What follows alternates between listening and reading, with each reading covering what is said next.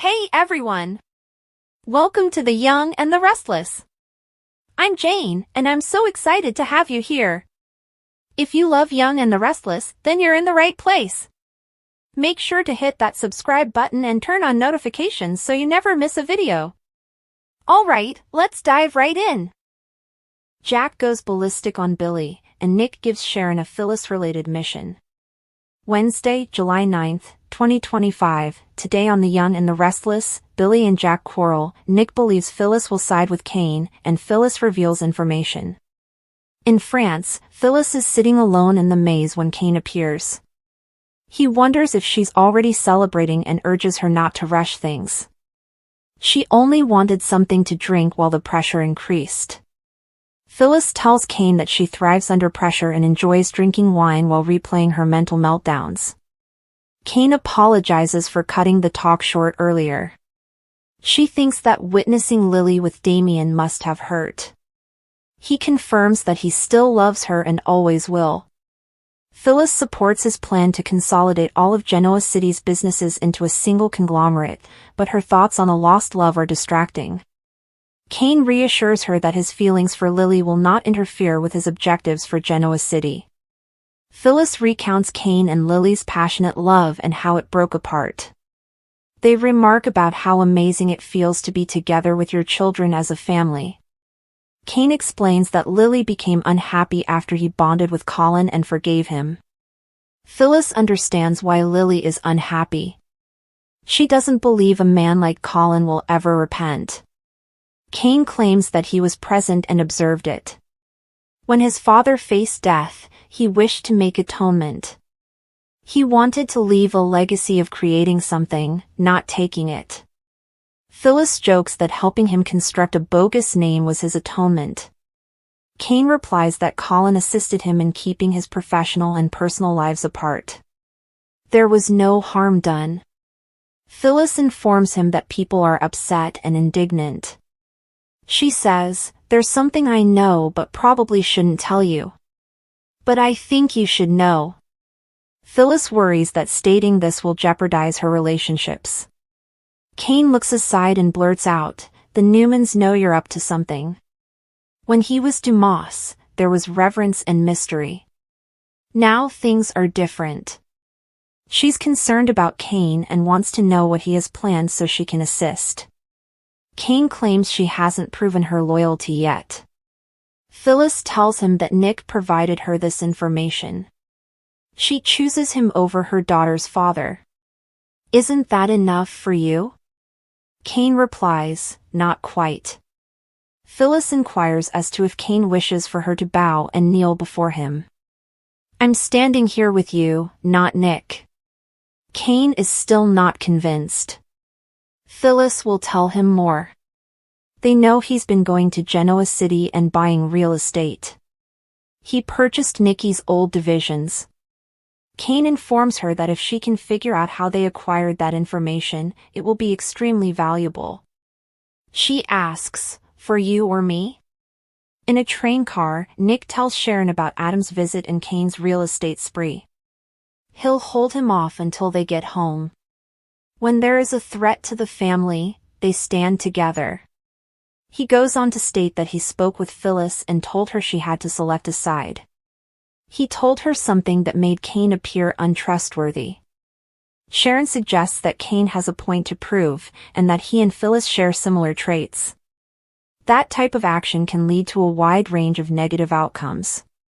Nick's efforts are limited, but another person may be able to connect with her. Sharon squints. "Do you mean me?" Nick informs Sharon that Phyllis is determined to unearth Kane's secrets. Does she want Phyllis in the firing line or in trouble? Sharon did not save her life so she might wreck it. "I will try to see what I can find out." Nick takes her hand. "That's all I can ask for." He informs her that she is capable of cutting through the noise and getting to the heart of the matter. Sharon regrets how complicated this trip has become despite the fact that the destination is so beautiful. Nick claims it's all a hoax. Sharon will do whatever she can to obtain information. Nick assures her she is the finest. At the start of the maze, Billy and Sally are canoodling when Jack and Diane appear. They make small chat about the heat, and Billy jokes about Kane being behind it. How long until the whole thing explodes?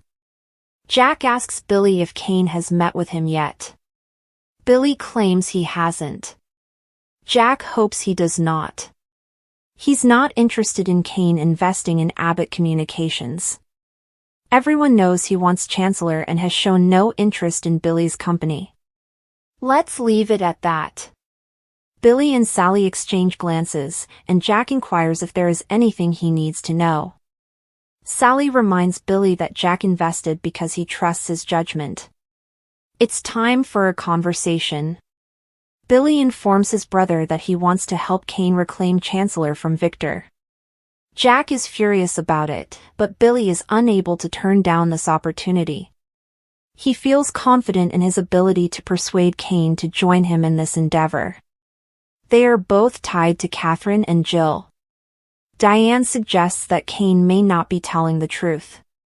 Billy claims Jill dismissed him from the firm but never offered it to Kane, which upsets him. Jack is furious because he provided Billy funding for Abbott Communications to give him something to focus on. If he is obsessed with Chancellor, Abbott Communications will fail. Billy claims he has reached an arrangement to put Sally in control. Jack does not intend to insult her, but exclaims at Billy, "How could you make a decision like that without consulting me first?" Billy tells him that Chancellor is not a part-time job. Jack exclaims, "I made this investment in you." Billy claims his name will be on it.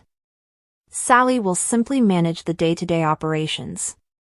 Diane informs Billy that Jack thought he'd be controlling Abbott Communications. She wonders if Sally has any competence in this area. Sally claims to have previously served as CEO and is confident in her abilities. Jack tells Billy that this was not a financial investment for him, but for his brother. To give him something to concentrate on after Jill had yanked the rug out from under him. He didn't want to watch him get dark, that was the idea. "I did not do this for Sally. I did it for you." Billy believes he's merely upset because he didn't consult him. "Sally is my pick," Billy announces. He trusts her, and Jack should too. If he doesn't, this chat ends. Jack growls, "I did this for you. For my brother. It was a gift of love and faith." He's tossing it back at him. Billy does not think he has any faith in him. Jack is suspicious about Kane. He complains that this new company with their family name isn't worth his effort. Billy must prove that he is the right person to lead Chancellor. Jack exclaims, "Prove it to whom?" He enjoys the thrill of the whim, which stems from his hatred for Victor. Billy admits that he too despises Victor. They may finally put that jerk in his place. Sally and Diane interfere. Diane believes the topic is irrelevant. Kane cannot take Chancellor from Victor, with or without Billy's assistance. Billy intends to prove her wrong. Jack warns Billy he's acting irrationally. Billy is confident that they can defeat Victor. How could he not enjoy it? Jack exclaims that he cannot measure his life by victories over Victor. It is empty and meaningless. It's a mistake, Billy, and it throws your common sense right out the window. Billy expects him to respect his opinion. Jack tells his brother not to screw himself out of two firms. Billy inquires as to whether he is threatening to withdraw funds from Abbott Communications. Sharon and Nick divide and conquer. Walking through the maze, Sharon and Nick come across Kane and Phyllis. Kane inquires, "Stroll under the stars?" They talk about the heat, and Nick lets Kane know they're ready to return to Genoa City. Kane recognizes that it has an impact on everyone involved. Sharon and Phyllis move aside, and Kane tells Nick that he's ready for the next stage of his life. Nick teases him about wanting to sell his holdings. Kane claims that it is ultimately about relationships. He is grateful for this opportunity to spend time with old pals. Sharon and Phyllis are joking across the room when the blonde asks if they disrupted anything. Phyllis assumes Nick invited her to talk to her. He told her to choose a side and brought her in to see whether she did. Sharon confesses she's correct. Phyllis informs her that Nick gave them every reason to detest one another. They no longer do, but he still tries to take advantage of it. She doesn't want Sharon to get into her head. Sharon suggests she simply inform her whether she has chosen a side. Phyllis informs Sharon that Kane was astonished Nick had brought her on this trip. She could be back in Genoa City, but she's there to gather information for Nick. She says she hasn't chosen a side yet. It is no secret that she is going through a transition period. She tried unsuccessfully to relaunch her career. Sharon cautions that the same thing may happen to Kane. Phyllis needs to determine which side will meet her wants. Sharon reminds her that one side consists of people she knows and has relationships with, while the other is Kane, who has spent 6 years misleading everyone, including his ex-wife and children. Phyllis informs her that the individuals she has relationships with have abandoned her. Sharon believes she is reverting to previous insecurities, while Phyllis maintains that everyone sees her as a problem or mistake. Kane respects her and believes she is intelligent. What would you choose? Nick questions Kane, believing they are all pals after he dropped the Dumas bomb on them. He flew them all out to establish his argument. Nick informs him that Lily has moved on and that doing all of this will simply push her away. As for everyone else, it will be a long time before they accept him at face value. He warns him against going after his mother and Chancellor.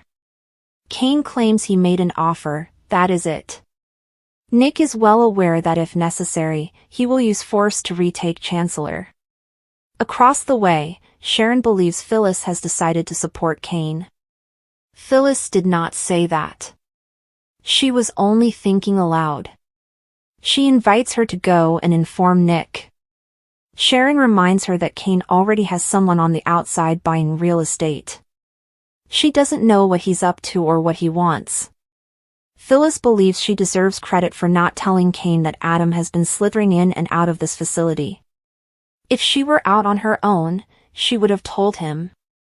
Sharon hopes to maintain it that way. You won't tell Kane, will you? Nearby, Kane complains to Nick about his kind gesture being misconstrued. He wants to shake hands, but Nick wants to know that his family has nothing to worry about. Kane says he believes the Newmans will always be fine. Nick shakes his hand as Sharon and Phyllis look on in surprise.